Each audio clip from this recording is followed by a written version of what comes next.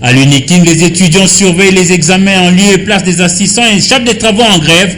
Lundi, la colline inspirée a été en ébullition. Antena, le journal, John Ngomboa.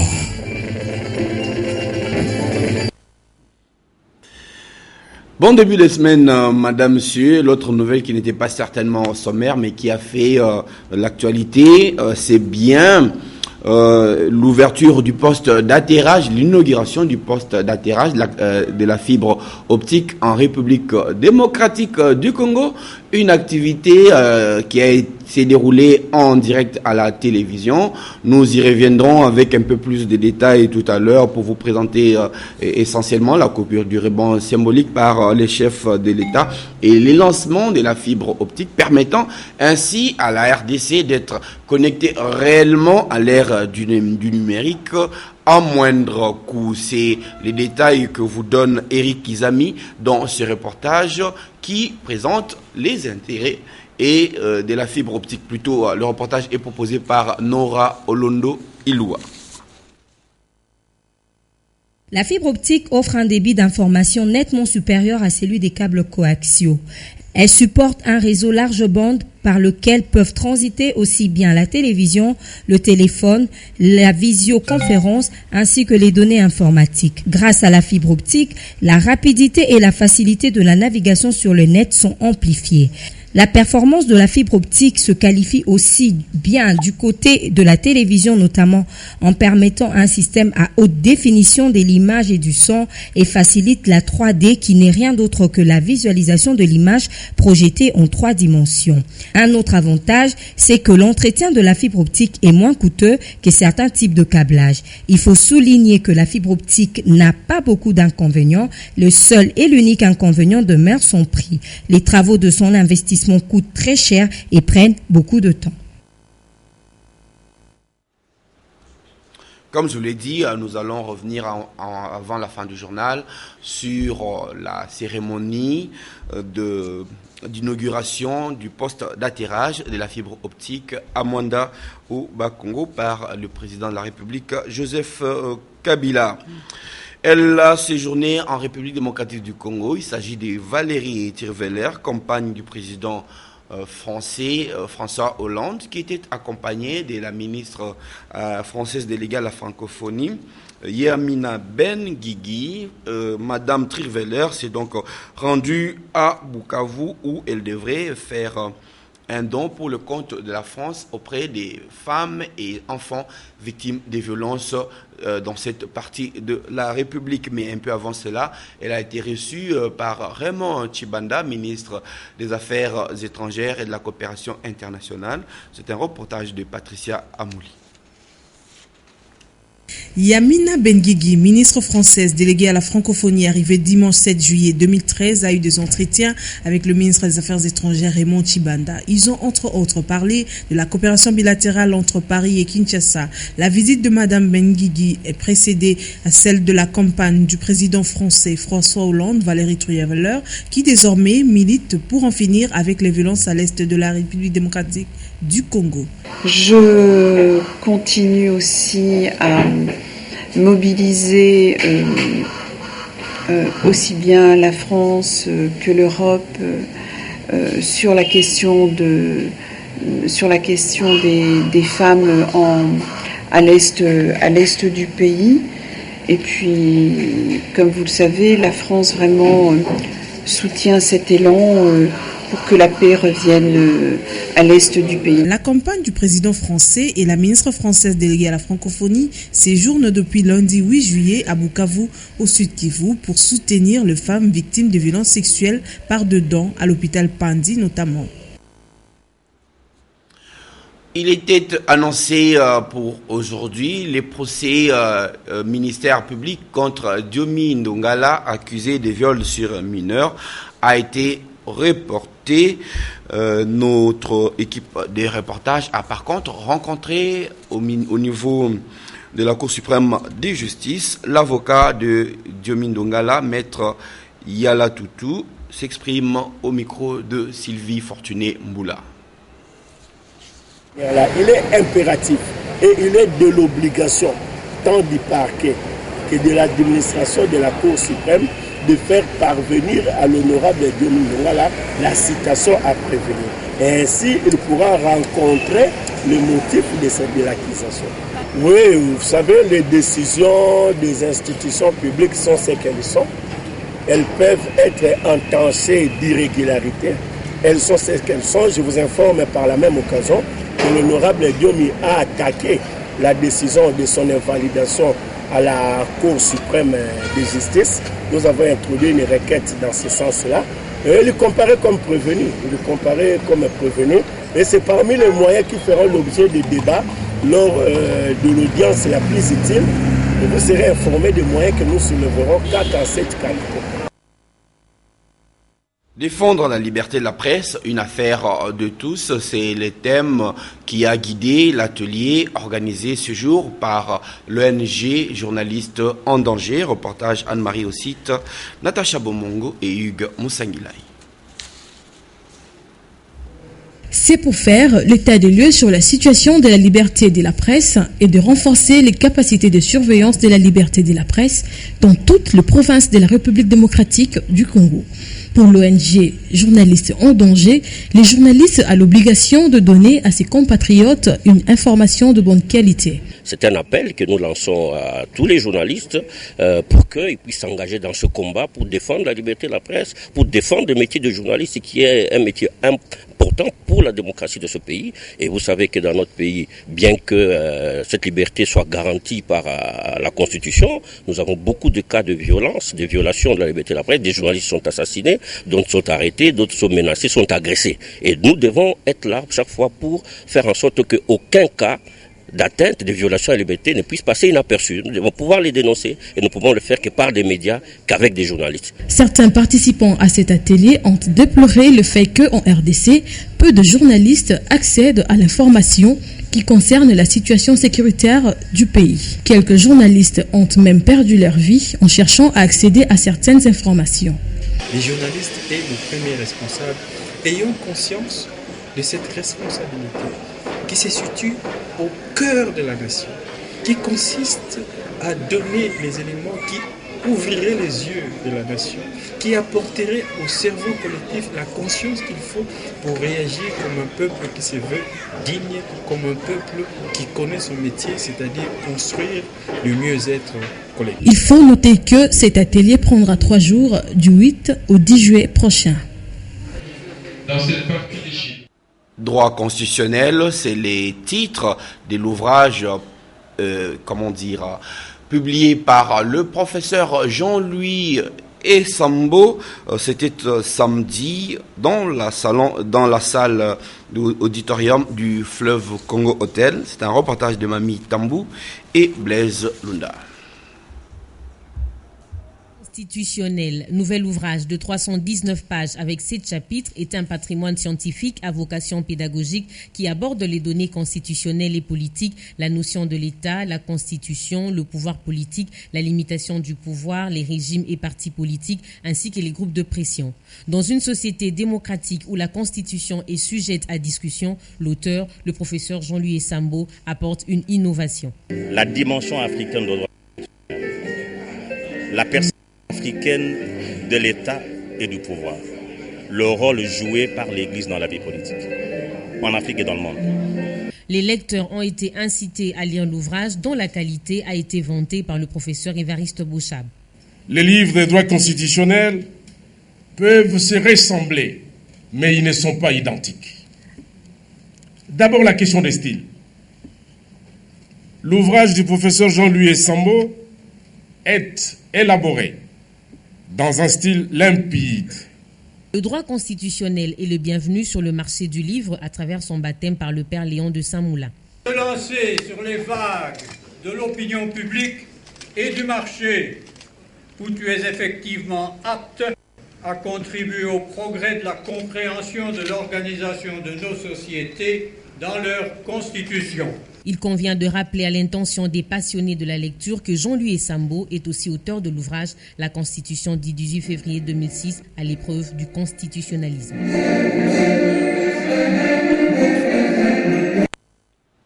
Le CENACOF, le Centre national de coordination à la formation au développement, a organisé une session de formation à l'intention des cadres et agents de l'Office congolais de contrôle afin de leur permettre d'appliquer les différentes techniques de communication dans leur domaine respectif. C'est un reportage de Anne-Marie au site, Patricia Bassois et Hugues Monsanguilay. Durant 5 jours, les agents et cadres de l'Office congolais de contrôle vont renforcer leurs capacités sur les techniques de communication en vue d'apporter un changement dans leur milieu socio-professionnel. Cette session de formation consiste à renforcer les compétences de cadres dans l'élaboration, l'exécution et l'évaluation d'une action de formation. Améliorer les compétences de cadre en matière de la communication et la dynamique de groupe et permettre aux cadres qui aspirent à devenir de formateurs à se familiariser avec de techniques et de méthodes andragogiques. Il faut rappeler que le CENACOF a pour mission de renforcer les capacités des différents agents et cadres de l'administration publique en République démocratique du Congo.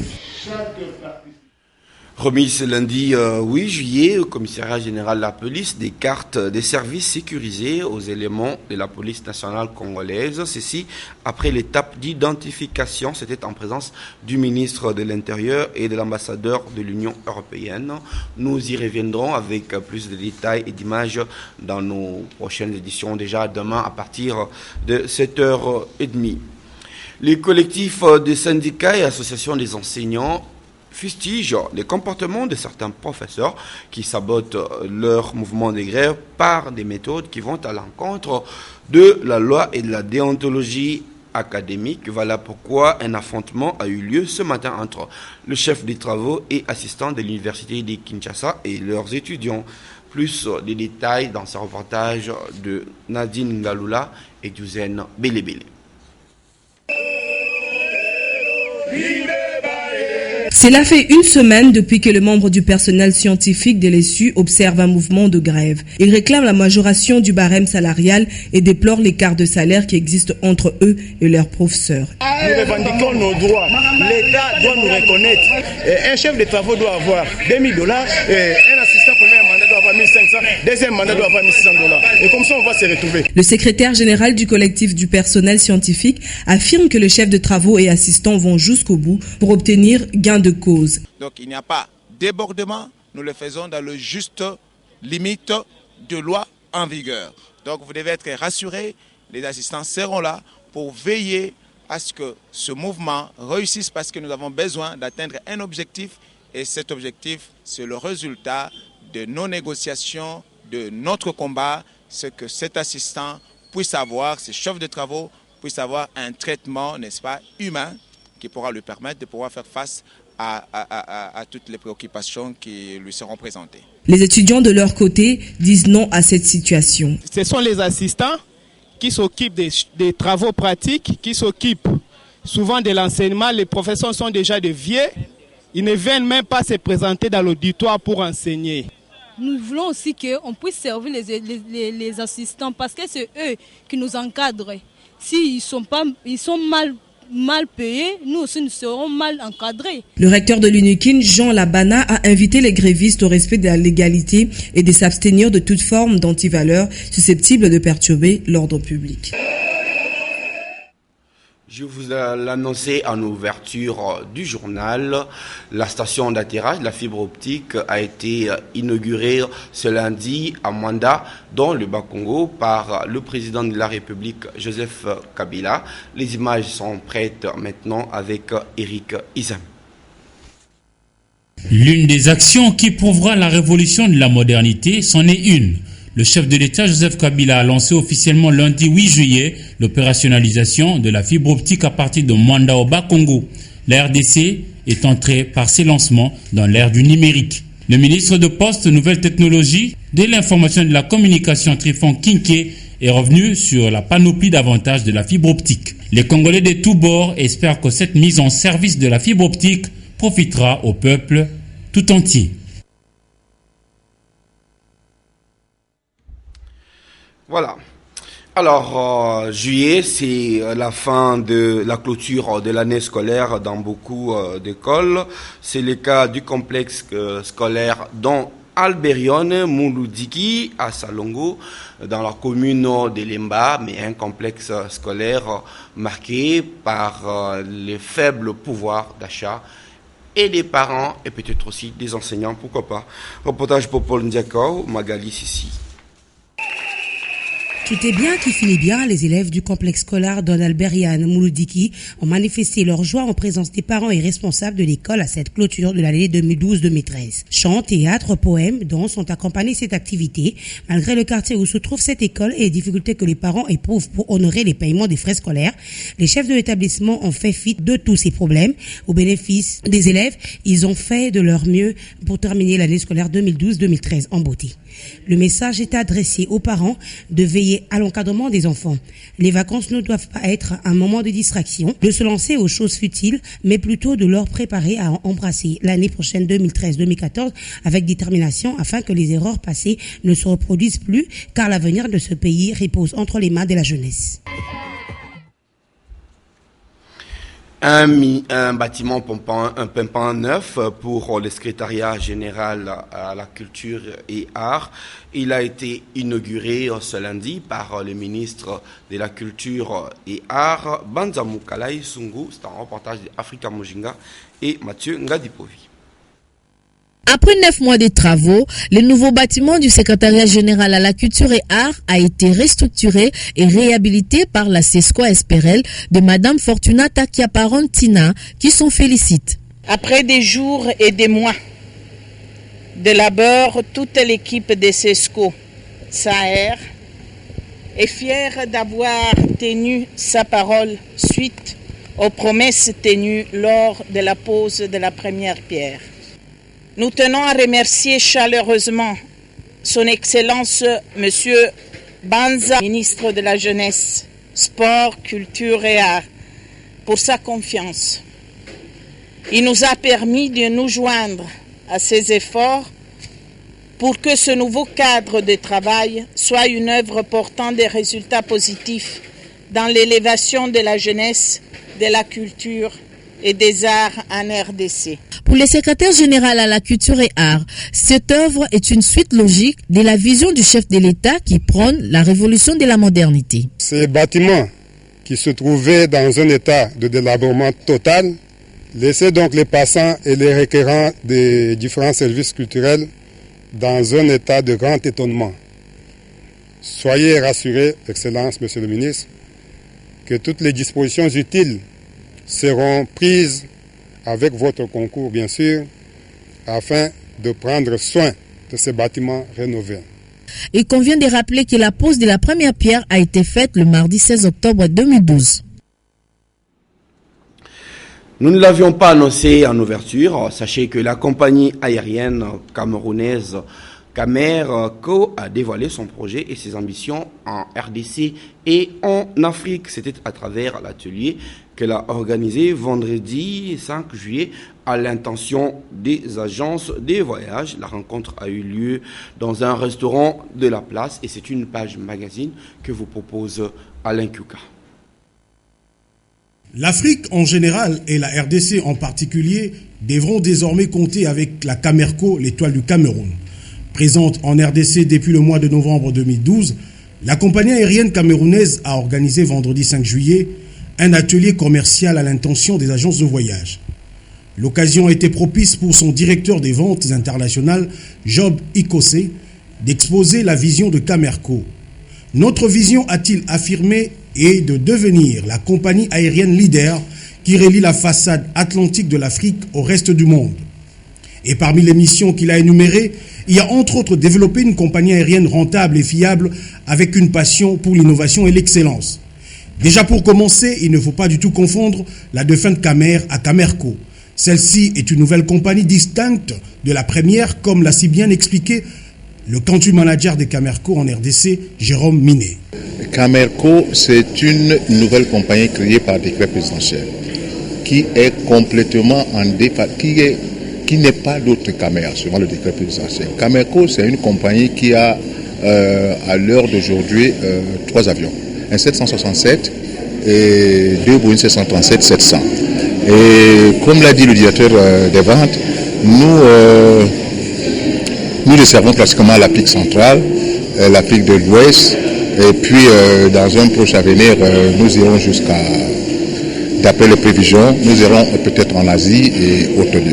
Donc Camerco, c'est une jeune compagnie qui vient de créer. Suivant la politique de la compagnie, nous voudrons être le leader ici en Afrique et en Afrique centrale. Et nous espérons que nous y arriverons. Quel est alors le réseau que compte exploiter Camerco à court, moyen et long terme? Nous exploitons pour le moment, pour l'Afrique de l'Ouest, on a Cotonou, on a Lagos et dans un plus proche avenir Abidjan. Avec un hub à Douala et à Yaoundé. C'est-à-dire tous les vols partent de partout et ils vont à Douala. En Afrique centrale, nous avons le Kinshasa, nous avons Brazzaville, nous avons Libreville, nous avons Djamena et dans un proche avenir aussi Bangui. À l'intérieur du Cameroun, on dessert pratiquement toutes les grandes villes du Nord, Garoua, Maroua, Ngaoundéré. Et pour une ligne internationale, ce n'est que Paris seul pour le moment. Camerco a comme cheval de bataille intégré les standards internationaux en matière de sécurité, maintenance et formation. Actuellement, avec ses 3 aéronefs, cette compagnie aérienne possède des équipages et techniciens bien formés et consciencieux. Parmi ses objectifs majeurs, Camerco veut notamment mettre en place un modèle économique au bénéfice des agences de voyage avec une rétrocession beaucoup plus importante à travers un programme incentive bien ajusté. Présent à cet atelier, l'ambassadeur du Cameroun en RDC, Tchugunga Yafon, a eu de mots justes pour encourager Camerco et son staff. D'emblée, je félicite l'équipe de Camerco, surtout son directeur de vente internationale. Je les félicite pour la simple raison que ici à Kinshasa, quand on nous dit un événement commence à 10h, vous pouvez arriver à midi. Mais ils ont dit 15h et j'ai été impressionné quand le représentant a dit Camerco respecte les heures. On a dit 15h, l'ambassadeur est présent, on va commencer. Et je suppose que c'est ce qui se passe avec les vols Camerco. En tout cas, chez Camerco, les perspectives d'avenir sont claires. Camerco, c'est une grande compagnie en préparation. Et nous savons, tout le monde a vu Camer ici. Cameroun Airlines ici. Les débuts de Camer étaient comme chez nous aussi. Camerco, dans un très bref avenir, et tous sauront que Camerco existe. Nous avons une clientèle ici, une bonne clientèle. La typologie de nos passagers, nous les connaissons, c'est des commerçants qui vont à Cotonou et ainsi de suite. Une grande majorité de Camerounais qui vont en congé et ainsi de suite.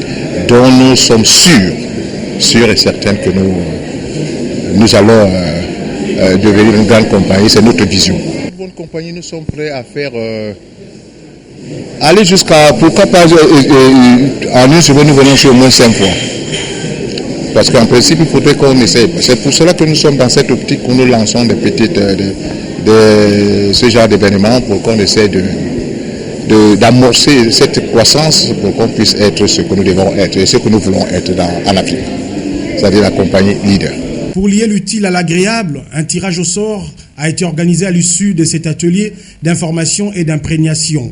L'une des participantes a gagné un billet d'avion Kinshasa-Paris-Kinshasa. Du reste, Camerco veut non seulement améliorer son offre pour ses clients via une meilleure connectivité, mais également récompenser la fidélité de sa clientèle avec son programme Star Awards. Vous cumulez des voyages vers toutes les destinations et vous gagnez des billets gratuits, des surclassements, des excédents de voyage et d'autres services. Qui dit mieux? On verra bien. Pour l'instant, je vous propose de suivre la presse écrite parue ce lundi à Kinshasa dans une sélection et commentaires de Patricia Mlengombo-Lekuni et Sylvie Fortuné-Mboula.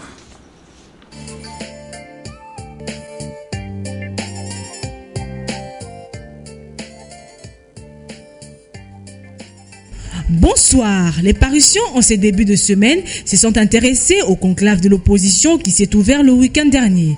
Commençons par la prospérité qui indique que Caméré met l'opposition en alerte. Pour l'UNC, les assises du présent conclave doivent viser prioritairement les intérêts du peuple congolais. Vital Caméré exhorte les opposants à se débarrasser du vieux démon qui les a toujours hantés à l'occasion de ces genres de rencontres, à savoir les agendas personnels, les calculs politiciens, le partage du pouvoir, les transitions politiques sans fin. De l'autre côté, la référence plus renchérit en soulignant que les concertations politiques proposées par le chef de l'État sont mal parties. Pour la consoeur, les conclaves de l'opposition bloquent Kabila. Réunis en conclave dont les travaux pourraient prendre fin ce lundi, l'opposition, à travers ses principaux leaders, a rigoureusement rejeté ces forums qualifiés de congrès de la majorité présidentielle. Le même sujet a été relayé par le guide, tout en ajoutant qu'à travers ces conclaves, l'opposition exige la correction.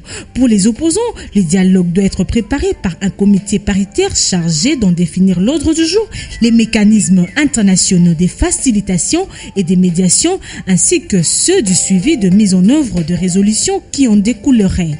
L'actualité, c'est aussi le bilan du gouvernement Matata à mi-parcours. À ce sujet, l'observateur note qu'en rendant compte à la population, Matata Ponyo a regretté que la guerre imposée à la RDC dans sa partie Est plombe dangereusement la sécurité globale du pays. Le bilan du Premier ministre a été axé sur les volets économiques et sociaux. Sur les volets économiques, par exemple, Matata Ponyo a souligné que le taux de croissance des spécialistes de Fonds monétaire international l'ont tablé à 8,3%, mais pour le gouvernement, il a atteint 8,2%. Forum des As a pour sa part relevé que plus de 6000 emplois ont été créés au cours du premier semestre 2013, propos du Premier ministre Augustin Matata Ponyo lors de l'entretien qu'il a eu avec la presse le samedi 6 juillet. Enfin, les dépêches de Brazzaville ont noté que de jeunes s'en prennent aux positions du M23. Excédés par les exactions quotidiennes du rebelle qui n'arrête pas de les malmener, les jeunes ont pris l'option de se prendre en charge pour gérer cette question indépendamment de la MONUSCO et des FRDC campés sur leurs positions initiales à Kanya-Ruchinya. Fin de cette revue de presse. Bon début de semaine à tous. Et bonne soirée en compagnie de programmes de la chaîne de référence. Bonsoir.